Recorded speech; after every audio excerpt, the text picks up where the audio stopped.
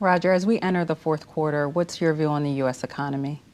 This is a positive view, although albeit modest. Our outlook for the year has been one of modest expectations of growth, and we've been getting basically that pace of growth with some important progress in the labor market, particularly unemployment rate and the pace of job growth has been significant. That has translated into a healthy pace of household income growth. And both things together, jobs and income, have basically explained the strength of the U.S. consumer. The consumer has been really carrying a lot of the weight of the growth that we experienced during the year, and we expect that for the fourth quarter too. And what are the implications for markets and portfolios?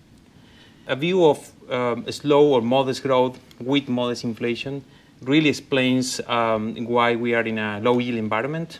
And because this view is really more of a secular view, it's something that is not just for 2016 or only for the US, actually it's more global in nature. We expect that low yield environment, that low return environment to continue for a few years, right? Yeah, to that end, we have a lot of conversations with clients, both at home and abroad, to to prepare them for the idea of our guarded return outlook going forward, right? Those clients who may have become accustomed to 7, 8, 9% from their 60-40 balanced portfolio in the past, we don't necessarily believe those same types of returns are in the cards.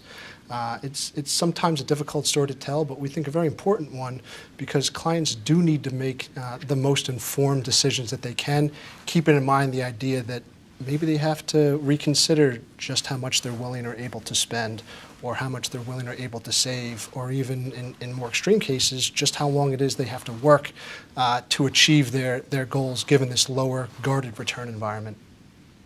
And I would add that decision is the critical one, to think about what are the return expectations and what the best you can do with the portfolio, as opposed to be focusing on periods of stress, periods of market volatility, that we will have more to come.